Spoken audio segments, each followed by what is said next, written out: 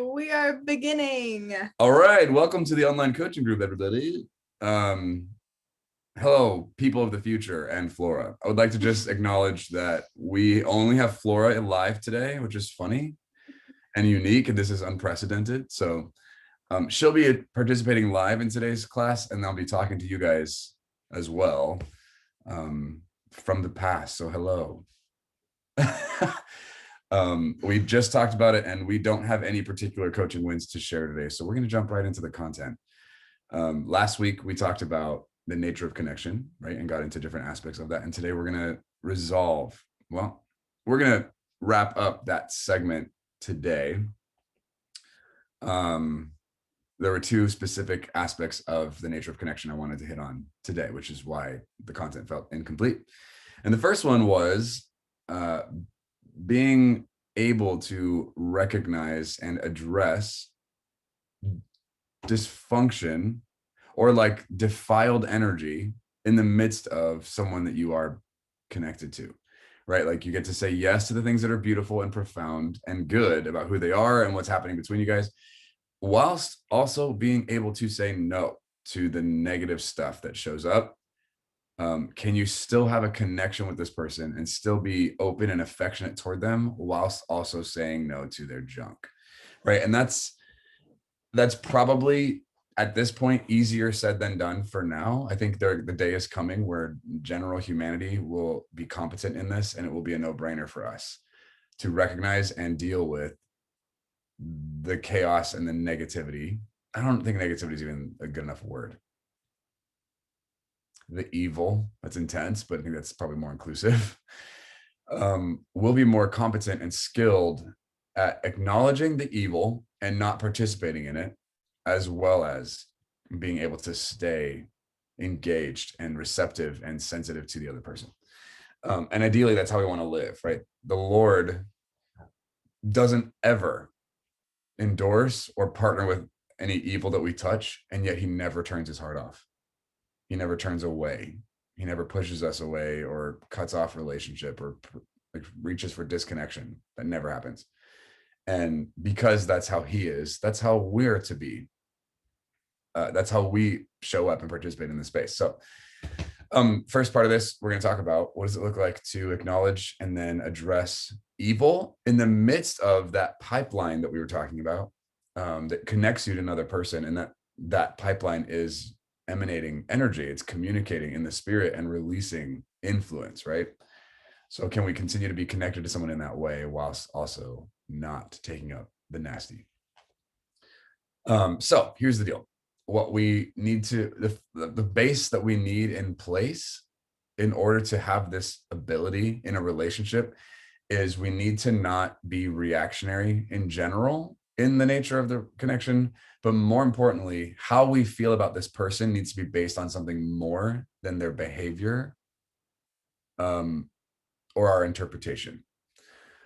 Meaning in relationships, a lot of us choose who we want to be around based on if we like them or not. Right? That sounds pretty standard at this point. And I would like to propose that's pretty immature. It's a pretty barbaric way to do relationship. But that's normal. That's like kind of par for the course. That's basically how we all operate, right? Like I want this person in my life because I like them, or I don't want this person in my life because I don't like them. Typically, that's how we decide when it comes to our relationships, who gets to be in our lives and not. And I don't condemn that. I think that's a great starting point, but we want to grow and mature past that to a place of deeper, more robust competency in how we go about choosing people, So Annabelle and I, for example, we have a friendship, right? And we like each other for certain reasons. We make each other feel a certain way. And so because of those things, there's amicability, there's embrace, and blah, blah, blah. But I like to propose, because of the nature of our relationship, because of the nature of our connection, there's more than just, this person makes me feel good or I like them. There's more going on there than that, right? And that's because of the context in which we built our relationship, and then also because of the nature of how we've chosen to move toward each other, right? So we have a couple different hats that we wear. So I'm like a mentor to Annabelle. I'm a business partner to Annabelle. I'm like an older brother to Annabelle. We're friends, right? These are different hats that we wear, and we both have learned to navigate what does it look like to wear this hat and be respectful and receptive to this person, right? Mm. And there are times where probably one of us causes the other person to be upset or hurts their feelings or makes them feel intimidated or threatened or something. Like that probably happens. And I mean, I probably make her feel that way more than but I would like to propose that our relationship is based on more than just we like each other, right? Yeah, that's a very interesting way of putting all that. Would you care to expand on that thought? I think it's just interesting how you just chose to word all that. What? What does that mean? I mean, just being like, oh, there's like, we make each other feel good, and it's amicable thing. Is there an L in there? Amicable. Amicable. Yeah. Okay. Okay. Yeah, the first part, just like how you set that up, was just a little unexpected. All right. Is that it? But I agree. Yeah, I think we both like wear a lot of different hats, and yeah. Okay. Yeah. So my point in that is the nature of our connection is informed on more than just, do I like Annabelle or not? You know, that's part of it. I'm not saying that's irrelevant. It's just not enough at this point, especially just given, you know, where we are in our friendship. It's not just, oh, I like her. There's more to it than that. And that's I'd like to propose that's how our relationships should be. The relationships get to be unique. Every connection is unique. It's one of a kind. So when we start talking about boundaries and health and blah, blah, blah, and we start putting templates on people, and we start having these certain requirements of them or things that should be in place, I understand where we're coming from. And there's a generality that's helpful. There's a general wisdom to it. But when that starts being the main source that you come from when it comes to how you interpret or relate to somebody, I think you're actually dehumanizing the person, because every connection you have with people should be unique. There should be beautiful, special things about those relationships that stick out. And I'm not talking about dysfunction. I'm not saying, well, this person gets to manipulate me and they're a narcissist and I just make space for that. I'm not talking about that as a unique aspect of your relationship, right? I'm not talking about dysfunction. I'm talking about the beauty of what you guys together end up creating, what ends up coming into the world because of your connection. That is because of who you are, not because of who you're not because of the pain and brokenness you bring into the connection, right? I'm not talking about the breakdown. The uniqueness is based on the beauty and the authenticity and the one-of-a-kind nature that you carry, because that's how God is. You're a unique expression of him that no one else is ever going to bear in the world. That's crazy. Like, we've been given such amazing value. So that being said, templates, boundaries, blah, blah, that kind of stuff, helpful as a baseline, as a generality, should not be a cage in which all of your relationships have to live within, right? It shouldn't feel like a cage. It shouldn't function as that. It shouldn't be a leash. Boundaries and healthy dynamics and that kind of stuff should be like a foundation upon which you get to dance in the relationship, not a cage within you guys, within which you have to consist. So I'm not saying boundaries don't matter. I'm not saying you don't want a healthy framework. You absolutely do. But those things are there to support the beauty, the song, the dance, the uniqueness of the connection, not contain it. Okay. So anyway, that being said, from this place, when you engage with the people you have a connection with in the spirit, hopefully you graduate from a place of, oh, do I like them or not? And it evolves and increases to the point where you're engaging with them because, and there's like a few different things that I would point out as being valued here. And one of the things is the second half of our lesson today. And don't hold too tightly to this. I'm going to call it destiny friends. You've got some destiny friends walking around in your world, right? People who've been drawn to you for a specific reason. There's been purpose and providence to your connection with these people. Hopefully you're responsive to that. Hopefully you can recognize and acknowledge that, the reality of that in your world, in your relationship with some people. And it's not everyone, but there are some people. Boy says, love the pause for dramatic effect. I know I'm so dramatic. So that's available, that's happening. We want to be responsive to that, right? But then the other things I would want us to be paying attention to when it comes to the nature of our connection that's beyond, oh, I just like this person, is like, for some of us, and this obviously has a lot of merit in business and ministry, but I mean, I think in friendship as well. When someone brings attention to your life, brings a space tension, like they bring friction or like pushback, that's not necessarily wrong or bad or negative. And if we're only basing relationship off of if I like this person or not, then someone bringing tension to your life they're going to be put in the negative category, and you're probably not going to embrace them. You're not going to build a friendship there or a connection. And that's a bummer, because tension is where growth happens. It's where profundity and evolution and maturity gets to thrive and increase and accelerate. I have people in my life at this point where there's a tension there. There's like the main crux of us enjoying each other is not because I like them, because we get along, because we're similar. The main crux of why we get along is because we're different. And I've learned to respect those differences, to value them, learn from them, right? There's a humility and a submission that's necessary for me to be able to value those things that way. Flora says, is Fox on that list? Yeah. Sometimes Fox is a little jerk, and I have to figure out, okay, how do I, you know? And I was like, that's true. Sometimes she's a little jerk. You know, kids, they just like, anyway, I guess, yeah, Fox is on the list. She does provide tension. But I think Fox is kind of a unique thing. I'm like chemically wired to like this little girl. It's not, I'm very biased. It's not, that doesn't count. Yeah, she's disqualified. But I've got some people in my life who don't agree with what I think and how I feel about certain things. And that's not a bad thing. They're not combative. They're not negative. My nephews are the same. Flora says, yeah, totally. And these people aren't disrespectful. They just are convicted and believe things that are different than what I believe or know. And there's beauty and value and invitation there, depending on how they manage themselves, right?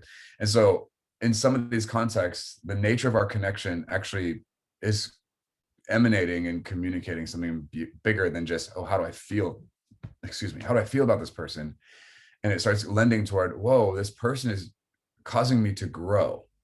This person is like iron sharpening iron, right? So like iron sharpens iron, so one man sharpens the countenance of another, right?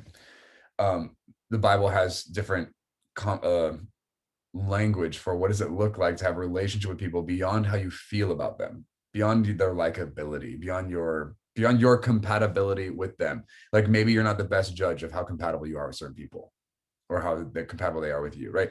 So anyway, the foundation of being able to experience profundity and transformation and beauty in your connections with people means you need to evolve or transcend or grow from, do I like them or not, as the litmus test for having a relationship.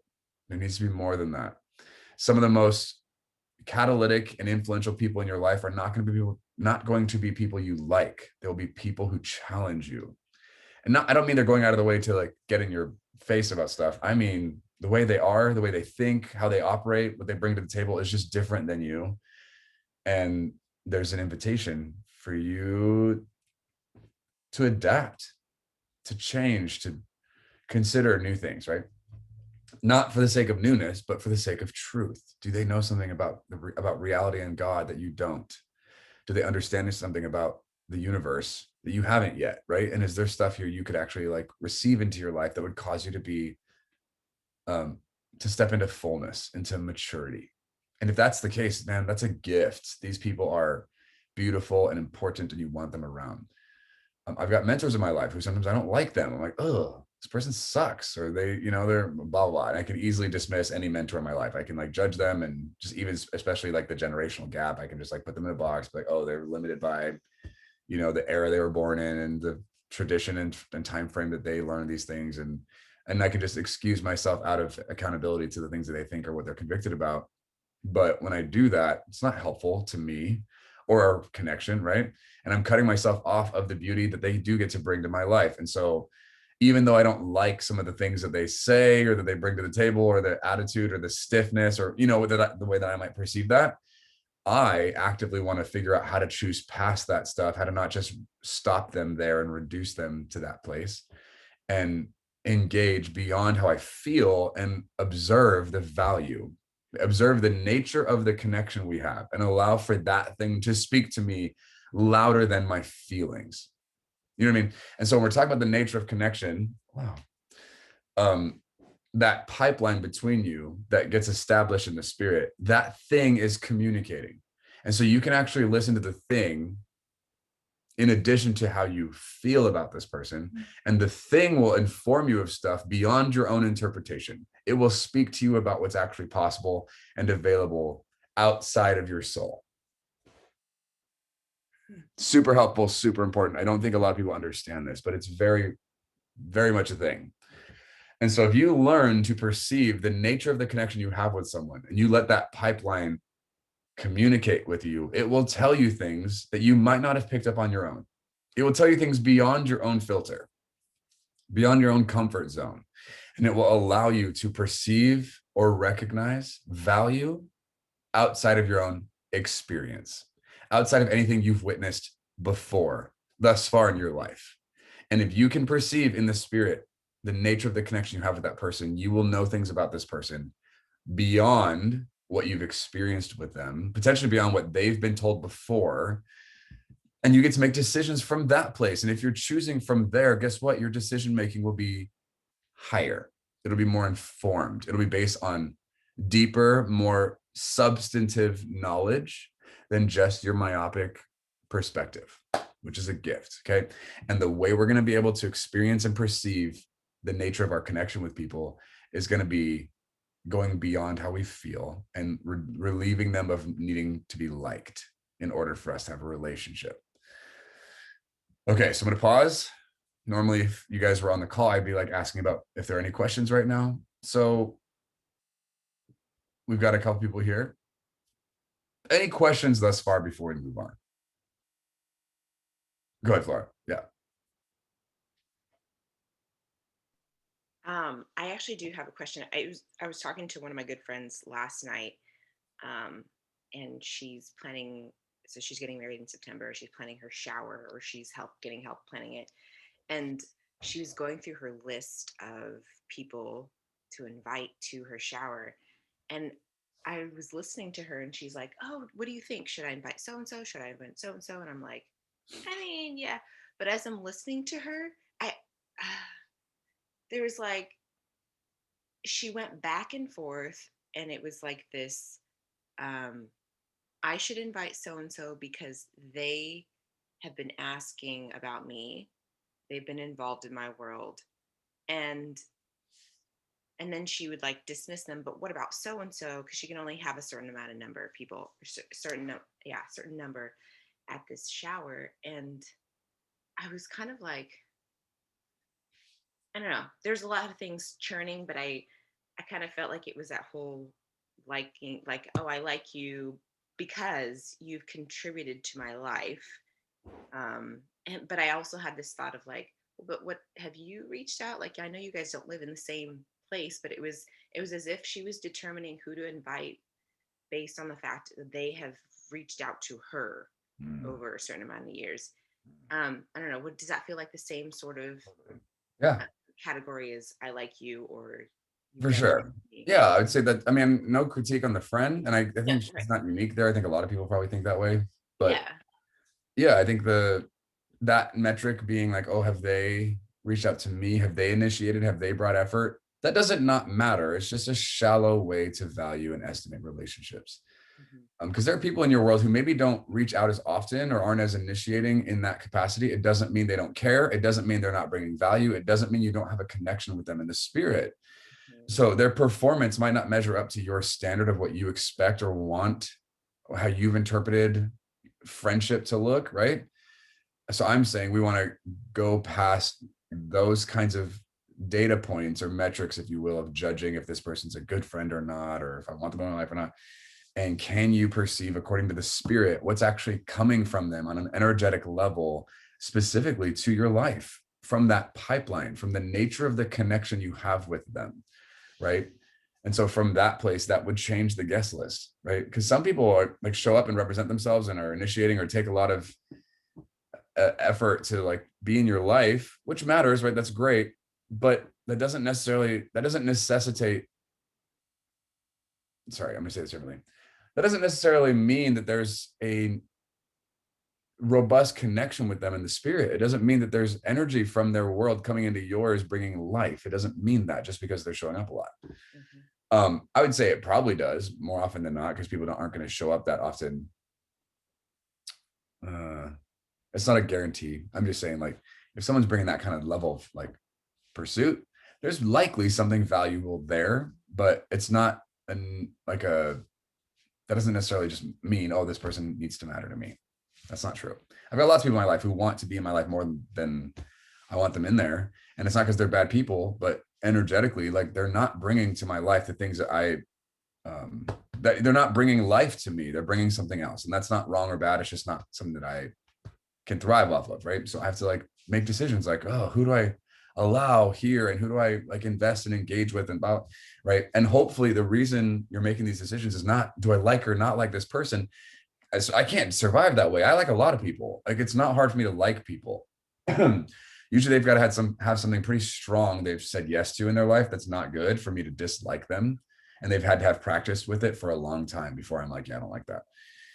Usually I generally like people. So if I'm basing who's in my life off of how much I like them, I'm losing my mind. I don't have time for anything else, because I'm just going to like a lot of people, right? It's got to be based on more than that. And anyway, so hopefully we have the capacity to perceive the nature of the connection we have with people, and we can engage on that level, and we can like recognize that that's coming, and we can then recognize also how it's influencing us. What is that based off of? So maybe just run some examples by you real quick to hopefully put some human context to this and make it more like relatable.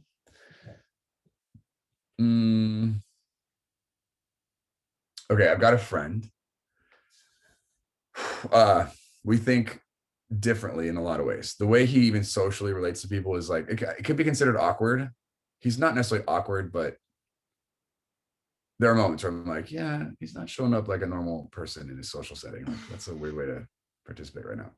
Like, that happens, right? And for a lot of people, if people are awkward, that's a deal breaker. Like, yeah, I'm done. I don't want to be friends with this person. I don't want them in my life. I'm not going to pursue or like invite further influence from this person, right? But for in this space, as we developed a friendship, we are so different, and the way they engage socially is sometimes awkward or clunky or annoying. It can be annoying. I'm like, why? However, beyond that stuff, this person also thinks deeply, cares deeply, thinks critically, and thinks different from how I think. And so if we talk about politics, we think very differently about that subject, right? But because of the nature of our connection, we get to talk about those things, and it doesn't result in fights. It doesn't result in us disconnecting from each other or not respecting each other. It results in my thinking being challenged. It results in, I think, his thinking being challenged too. But at the end of the day, like, my value for our friendship isn't because of how this person makes me feel, because I don't always feel great with them. I don't feel super cared for or seen or valued necessarily. And that doesn't mean they don't value me or don't see me. I don't feel that way when I'm connecting with them often. However, I respect and appreciate the intentionality and focus they bring to their life and to our friendship. They're consistent, they're intentional, and the energy that comes from them is constructive. It's challenging, but it also brings life. And I think that we're both after truth. And so because of what's coming from that place, I value this connection. I value this friendship, and I want to continue to participate and invite them and to be part of my world, even though we don't connect socially or you think the same way or operate the same way, as an example. I've got another friend. She is strong-willed. She's aggressive. She's intense, opinionated, you know what I mean? And she's hilarious at times, but also kind of a lot. She's like, she's a lot of work to be around. You don't just we can't just hang out. We're not just chill. You know what I mean? Like, I gotta respond. I gotta adjust. I gotta like show up and push back, and it requires energy to be around her and to have friendship. And we've fought a lot, or we've butted heads, but she's brilliant. She's intelligent. She's intentional. She's mature. She's discerning. And anyway, there are times where I've felt hurt. I felt misunderstood. I felt like dismissed by her, in pretty significant ways, which is hurtful. Does that mean she's a bad person and she's doing this on purpose? No, it means there's disconnect and like misunderstanding that we get to work through. But the nature of my connection with her, I genuinely believe she cares about me. I'm aware that she's got her stuff she's working through. But at the end of the day, the pushback and the tension that's there has actually created a lot of growth on my end. I've like increased because of our friendship, and also over time, we've been friends for a long time. And anyway, so these different things are also contributing to how I perceive who this person is in my life. But at the end of the day, the nature of our connection, what is brought to the table is she is wise. She values the truth. She will speak the truth even if I don't like it. She's brave and will show up and represent that stuff, and actually values the legitimacy of our connection. That is communicating, right? That speaks to this place. And she also has, she's very spiritually perceptive. So she is aware of things going on in the unseen realm, especially regarding me. And her feedback and the way she relates to me brings a clarity and an awareness that I don't find by myself. And so these things are so much more valuable to me than when she hurts my feelings or I feel uncomfortable, you know. I'm giving you just a couple of extremes. These people, if these two friends I just mentioned, if they met each other, they would not like each other and they would not get along. You know what I mean? That's true. That's actually true. Especially if they talked about politics. But anyway, so my point is though, like, we want to make these decisions based on the nature of the connect. I mean, we want the nature of our connection to inform who they are to us and why we choose them or not just how do we feel. And the nature of the connection you have with them will influence how you feel. I'm not saying your feelings are irrelevant. I'm saying they're just not enough. You want more than just your feelings and your own interpretation of this person to be where you're getting information about who they are in your life. Okay. So we got to move forward and talk about the destiny friend thing. And listen, I'm not going to do justice to either one of these things because, you know, we could go into this for a lot, but Lord of the Rings, let's talk about that for a second. There is a moment in, I think it's the second or third movie where, oh, what's her name? Arwen, the elf princess, Liv Tyler's character. The girl that Aragorn is in love with, right? The elf.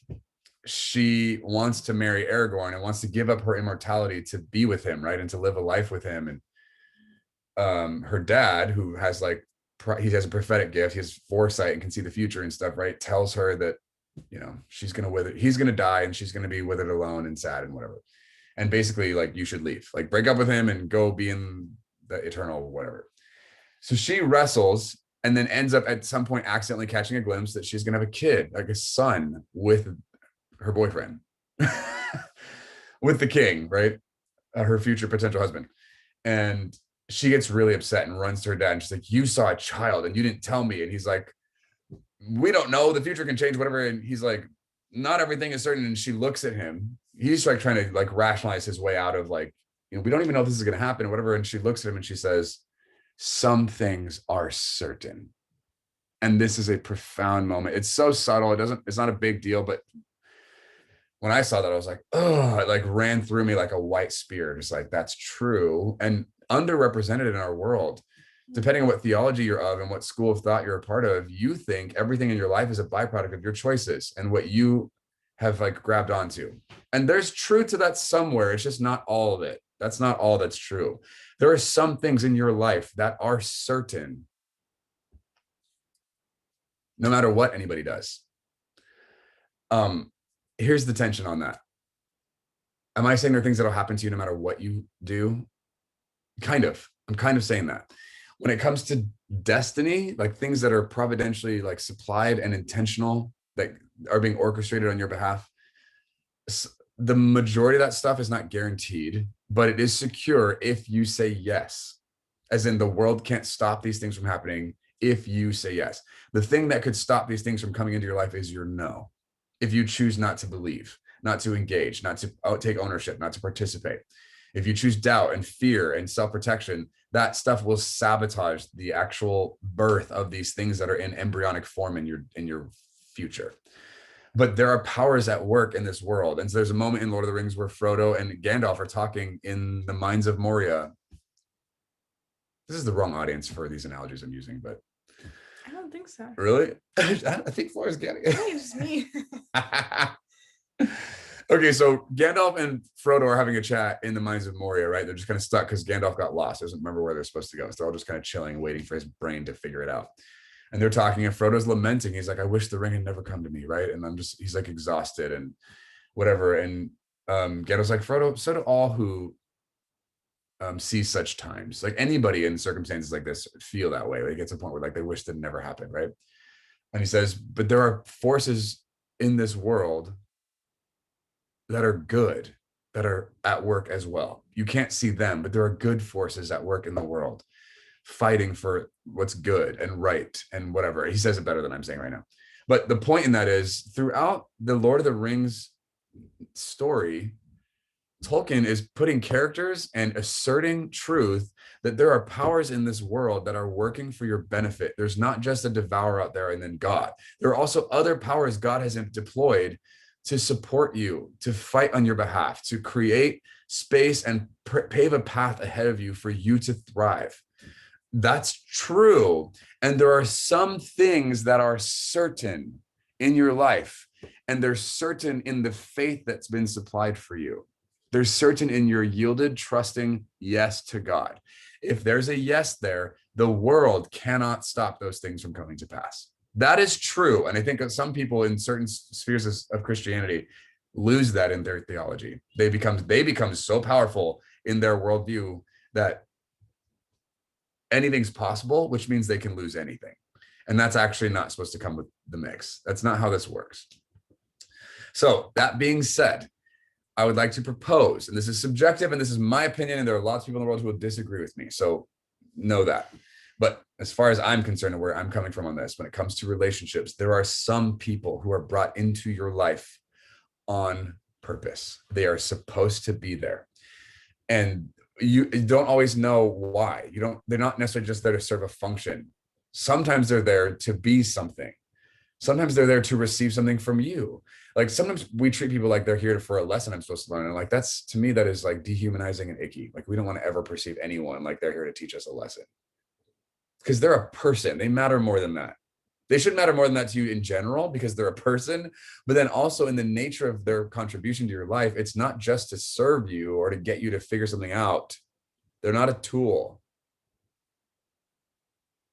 They're there for something more than that, right? Because this is the context, we're in a context of love, not production. You'll produce and things will happen because of that stuff, but that's byproduct. That's not the goal. God is after our relationships thriving and deepening and being robust because he's playing, not because he's accomplishing stuff. The accomplishment is happening and it does matter, but it is a secondary result. The goal, the motivator for the universe we live in and the nature of our relationships is because God enjoys this. It's beautiful to him. He's having fun. And we've been invited into that. That's what we're supposed to be experiencing. His yoke is easy, his burden is light, right? We find rest for our souls because he's not laboring. He's not stressing out and like toiling over here. He's playing. He's having recreation, right? He's like getting on the floor and playing with this stuff. And we get to join him in that. And some of us have turned the play into like a work or a war, or like we owe this, we've got to do this. And that's not how this works. I'm not saying that stuff doesn't matter. I'm not saying there's not intensity. I'm not saying there isn't overcoming that needs to happen. For sure, all that stuff's true. But the driving force of this, Flora says, this is such an offensive picture. Offensive, Flora chime in. Why is it offensive? Because I think because we are, especially coming up in the church, we are taught to think of God as like very intentional, structural, like, he's got plans for us and they're, they have to be, you know what I mean? Or like the Old Testament God where he's like, you did what? Here's punishment. That's the incorrect way of looking at it. So to go, it almost feels like an extreme, but I get it. I totally get it. And it is a more like soft is a terrible word, but it is like a softer version of like, you just see him like you're saying, playing on the floor, like juggling and like, hey, this is great. She's gonna love that. They're gonna love this. Watch this. Like it's offensive. Yeah. Nice. Totally. Cool. Thank you. Yeah. And listen, I'm not saying he doesn't have a plan for your life. He does, for sure. Right. He's doing stuff for sure. That's all true. But when we perceive his activity, his contribution, his participation in this through the lens of duty and labor, affection bleeds out of the picture. Care, intimacy starts to become less and less valuable or perceived, and it starts to become like, okay, how can we be as efficient or as productive as possible? And that's not what he's after. You look anyway. So that being said, yeah, he's got a plan for your life. That's true. That's another thing that we can lose. God absolutely has a plan for your life. Does that mean it's going to happen? Not necessarily. It means that it's available if you want it. And if you say yes, that plan will come to pass. Some things are certain. The variable here is your yieldedness, your willingness to perceive it, to say yes. It's not your ability to accomplish it or pull it off. It's your ability to perceive his voice. Is he saying that? And if he is, can you say yes? Will you? And if you do, things get guaranteed. Can Peter walk on water? Generally by himself. Could he? Probably not. With Jesus there, inviting him out, with the faith that was supplied, could he do it? He did. Flora says, which are all things we forget are part of our relationship with God. Yeah, totally. Yeah.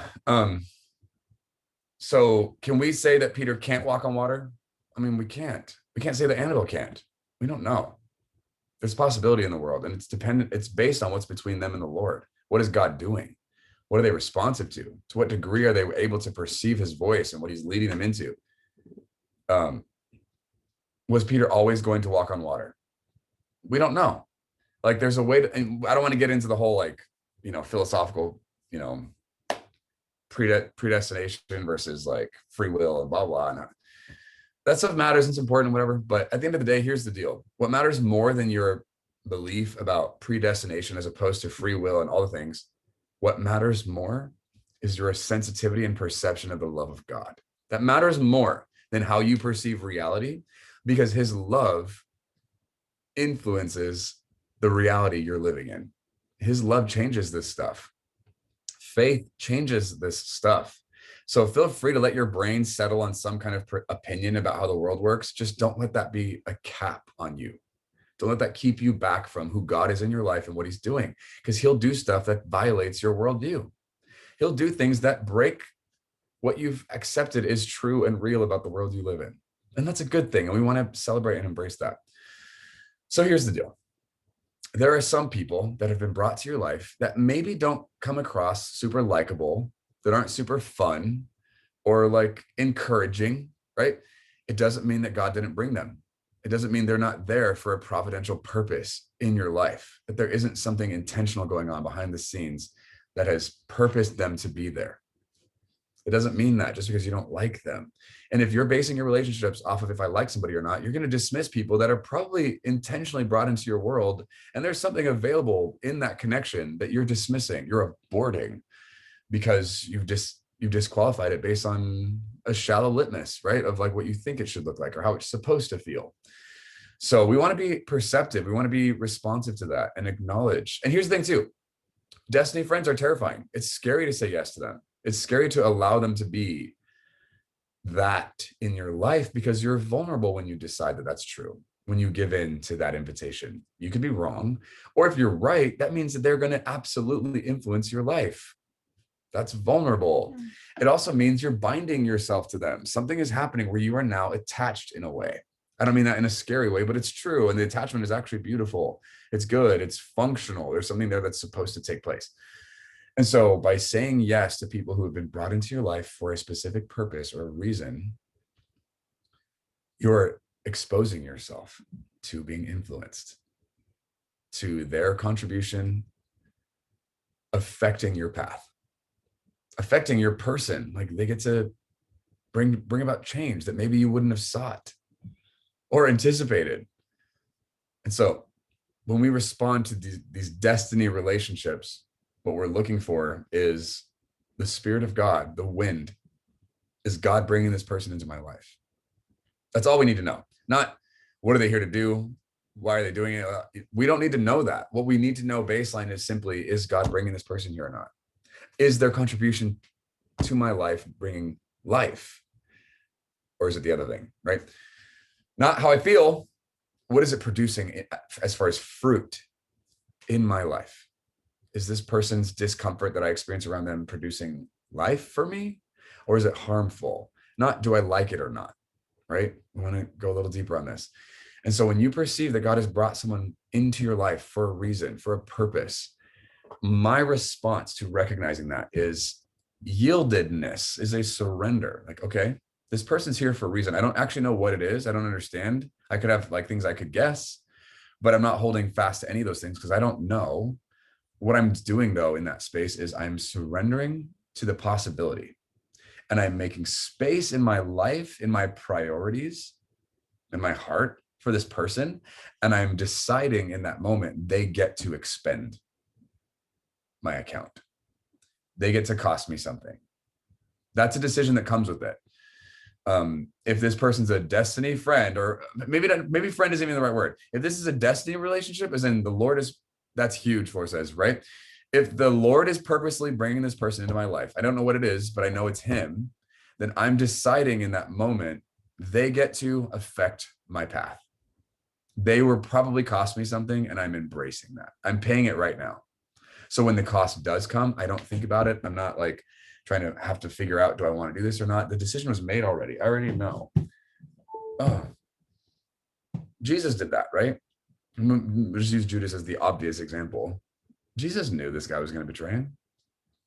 He knew this guy was going to cause harm and ruin his ministry and end up getting him killed. Like, he knew that. Or leading to his betrayal, right? He knew that, but Jesus also perceived that this Judas character was a destiny friend.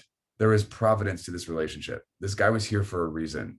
He was here to like produce and accomplish something, right? Not as a tool, but in the nature of that relationship, he perceived the spirit was right. Do I want to say that God made Judas betray him? I don't know how to touch that, because we obviously read in scripture that Satan entered Judas. What do we do with that? I'm not going to tell you what that means or how that works. I don't know. But here's what we do know. Jesus was not ignorant of this. He knew. What was his response? He surrendered. He's like, this guy's going to cost me. And he embraced it, right?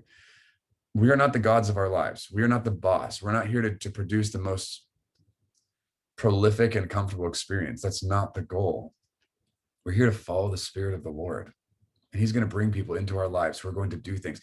And I don't mean Judas as a character for you. Jesus's path was unique. You're not here to get crucified. That happened already. Okay. So I'm not saying you should be embracing Judas's in your life.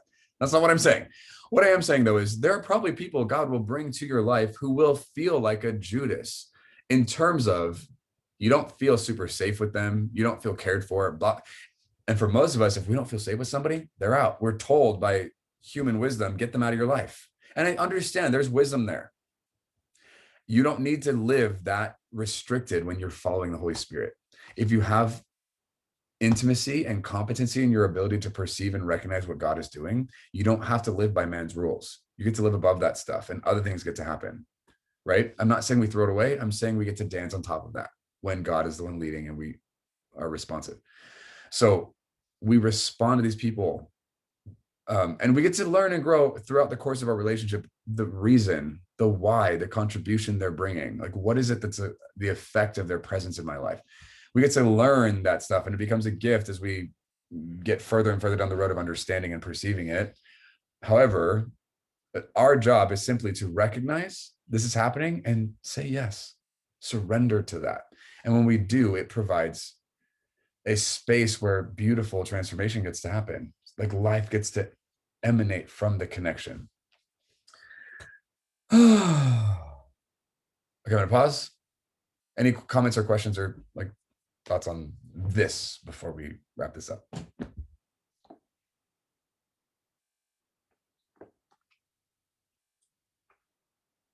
Good, Flora. Just a quick comment. I think that everything that you're saying is, again, like things that I have experienced, am currently experiencing, that I haven't been able to put words to, because it just adds to the depth in your life. And one of my core values is personal growth. Um, and so I'm like, yeah, this is exactly, you talk about people coming into your life for a purpose, to that it'll cost you something. And I'm like, yes. But then, and as painful and as odd as that can be, the opposite of that is like, you just plateau, and I'm like, nah, I don't do that. I can't do same, boring, like, no. So I like this a lot. And it's just affirming just a lot of things that are swirling in me. So yeah, it's great. Nice. Awesome. Thank you for sharing that. Cool. Any thoughts before we close? I just really liked how you talked about people who cause tension. Like, a lot of times we're just like, oh, these people aren't easy. And so it'd be so much like, I should only keep people close to me who are going to build me up and encourage me. But like, what if, like, if we just had that mindset, we wouldn't embrace the people who cause us tension, which I just, yeah, I love the way you like worded that. And it's like super helpful to hear and absolutely true. So yeah, it's great. Nice. That's what's sticking with me. Brilliant. Oh yeah, go ahead, Flora. Or being that person, to be the one to challenge and bring tension into someone else. Because I think that that's also where I'm at right now. Yeah. Totally. For sure. It's a whole different side of that same conversation. Yeah, being that person who brings tension to someone else's life. I have no idea what that's like. Yeah, totally. That's awesome. Cool. Okay, so here's the deal. Like, the reason I'm bringing this up when it comes to the coaching space, aside from Amy yanking on my skirt, is the hem of my garment. Your skirt. When you're coaching people, relationships obviously come up. Certain people, the tension, the things they're having to face, the enemies they're trying to overcome in their life.